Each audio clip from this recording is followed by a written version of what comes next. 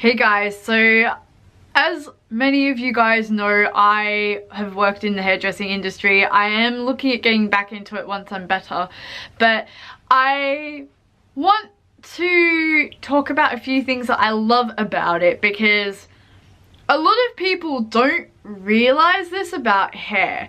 Now, in hairdressing, you tend to have this issue of a few things, really, but the biggest issue is probably the fact that nobody respects that hairdressing is actually a difficult job.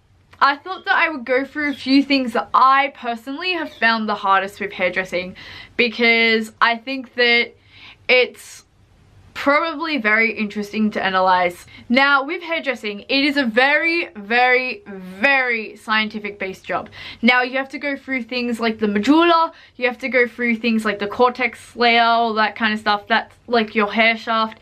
Then you have to go through like things like scobies and all that kind of stuff. Bacteria, you have to go through light science, how color works, a lot of different things. You also have to go through how to communicate with people, and that includes how to talk to them as a client, how to talk to them as a person, and how to get what is in their brain, their vision of what they want to look like, onto their head with reason.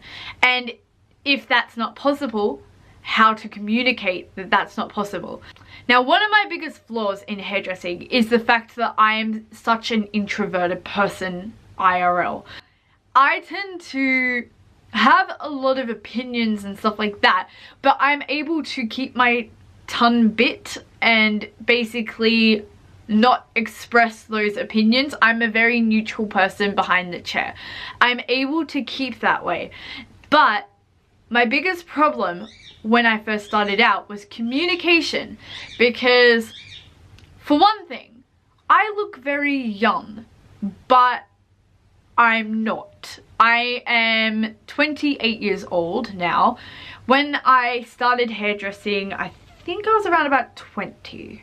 I might have been 19. I also had the issue of when I tried to talk to clients and all of that kind of stuff, I would get lost because clients would see me as a little girl, even though I am able to talk about grown-up topics. That was one of my biggest flaws, being able to find the sort of neutral conversation piece.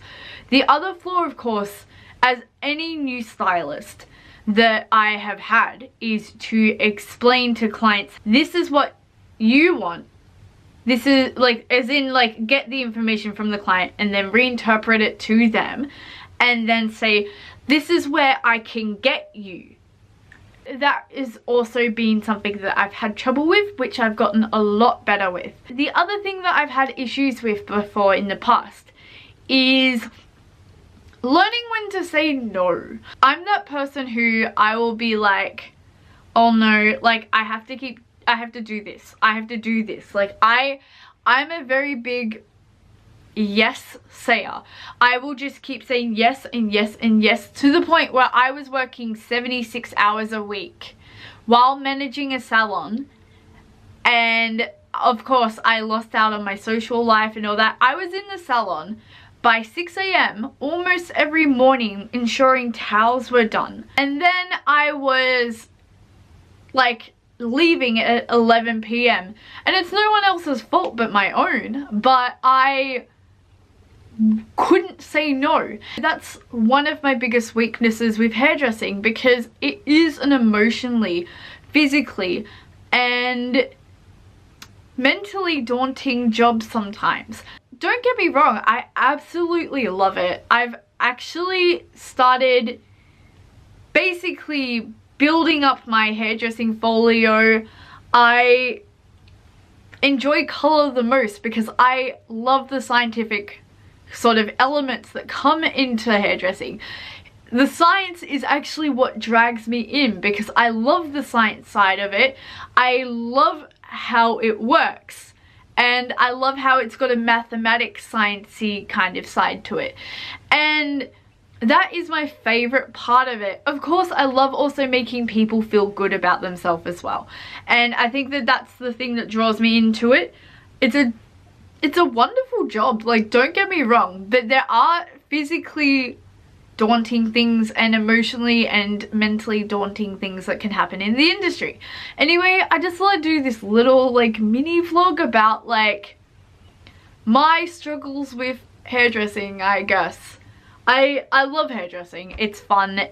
It's a passion. It's just a case of sometimes you need to learn to say no. And I need to learn to say no, otherwise I keep getting burnt out. Anyway, I guess I will leave that at that. Have fun with life, stay positive, and I guess let me know if you guys are interested in more hairdressing videos down below, because I would enjoy doing them, maybe talking about color theory, to sort of like make sure that I know as much as I can, because that's one thing that I really love. I designed a Trello even for myself to ensure that I'm learning as much as I can about hairdressing so I can be the best stylist possible. Anyway, I guess I will leave it at that. Goodbye.